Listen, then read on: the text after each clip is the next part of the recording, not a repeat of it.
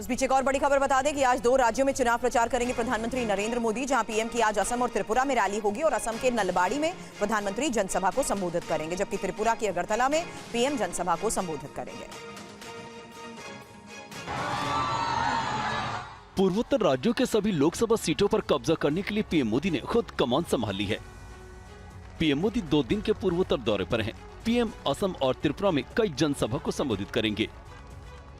PM Modi Barpeta संसदीय क्षेत्र के असम गण परिषद के नेता और एनडीए उम्मीदवार फणी भूषण चौधरी के लिए नलबाड़ी में एक जनसभा को संबोधित करेंगे। इसके बाद वो अगरतला जाएंगे।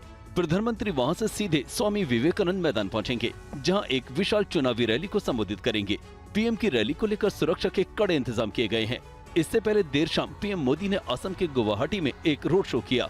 इस रोड शो में लोगों की भीड़ उमड़ी थी। सड़क के दोनों तरफ हजारों की संख्या में लोग देखे गए। प्रधानमंत्री अपने काफिले के साथ लोगों का अभिवादन करते हुए आगे बढ़ते गए। पीएम नरेंद्र मोदी के रोड शो से बीजेपी कार्यकर्ताओं और नेताओं में काफी जोश दिखा। बीजेपी के 400 पार के नारे को सफल बनाने के लिए पूर्वोत्तर राज्यों के 25 सीटें काफी महत्व रखती हैं। पश्चिम बंगाल में चुनाव प्रचार के दौरान प्रधानमंत्री नरेंद्र मोदी ने कहा कि टीएमसी ने हमेशा की तरह रामनवमी उत्सव को रोकने की पूरी कोशिश की, लेकिन कोर्ट से उत्सव मनाने की अनुमति मिल गई। वहीं ममता बनर्जी ने एक बार फिर एनआरसी और यूसीसी के मुद्दे पर मोदी सरकार चुनौती दी।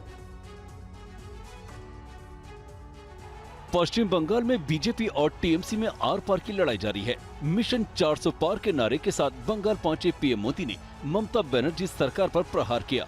हर कोई यही कह रहा है 4 जून 400 पार।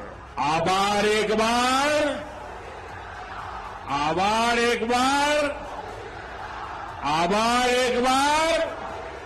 प्रधानमंत्री नरेंद्र मोदी ने कहा बीजेपी का संकल्प पत्र मोदी का गारंटी कार्ड है। वहीं ममता बनर्जी ने एक बार फिर एनआरसी और यूसीसी का मुद्दा उठाया। बीजेपी नहीं आने वाला है और नहीं जीतेंगे, वो एनआरसी करके आपको भगा देंगे। वो यूनिफॉर्म सिविल कोड किया है जिसमें आपका धर्म का कोई अस्तित्व नहीं रहेगा, खाने पीने का नहीं रहेगा, आपका कोई आइडेंटिटी नहीं रहेगा। क्या कर दिया, आपको अधिकार छीन लेगा। केंद्रीय मंत्री अमित शाह ने उत्तराखंड में एक रैली को संबोधित करते हुए कांग्रेस मुक्त भारत की झलक दिखाई। उन्होंने पार्टी अध्यक्ष मल्लिकार्जुन खड़गे और वेणुगोपाल को खरी सुनाई। अपार भीड़, जहां तक देखिए हजारों की भीड़। उत्तराखंड के कोटद्वार में केंद्रीय मंत्री अमित शाह की रैली की ये तस्वीरें हैं। रैली में सीएम पुष्कर सिंह धामी समेत कई नेता शामिल थे। अमित शाह ने कांग्रेस अध्यक्ष मल्लिकार्जुन खड़गे का नाम लेकर कहा कि आखिर एनडीए को क्यों चाहिए 400 सीटें।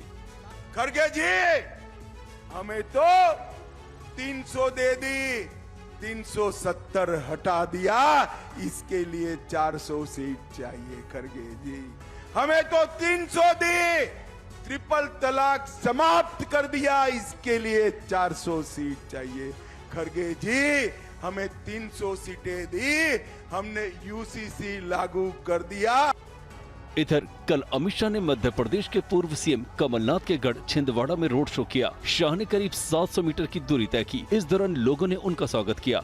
लोगों ने खूब फूल बरसाए। रोड शो में सीएम मोहन यादव समेत कई नेता भी शामिल हुए। झारखंड मुक्ति मोर्चा के नेता नजरुल इस्लाम ने प्रधानमंत्री मोदी को लेकर विवादित बयान दिया है। बयान पर बवाल के बाद मामला दर्ज किया गया। देखते हैं रिपोर्ट। झारखंड मुक्ति मोर्चा के नेता नजरुल इस्लाम के एक बयान पर सियासी घमासान मचा हुआ है। नरेंद्र मोदी की आत्मा में धीरे धीरे अब हिटलर बस रहा है। हिटलर जो है उसकी आत्मा में बस रहा है और चाहता है कि इस देश के संविधान को खत्म कर दिया जाए। और उसने नारा दिया है, अभी चूंकि लोकसभा का चुनाव हमारे सर पर है, उसने नारा दिया कि हम 400 के पार जाएंगे। मैं आज आप लोगों से कहना चाहता हूं कि 400 के 400 सीट नहीं, 400 फीट के अंदर नरेंद्र मोदी को काट दिया जाएगा। इस बयान के बाद सियासी भूचाल मचा हुआ है। बीजेपी के प्रतुल शाहदेव ने गिरफ्तारी की मांग की है।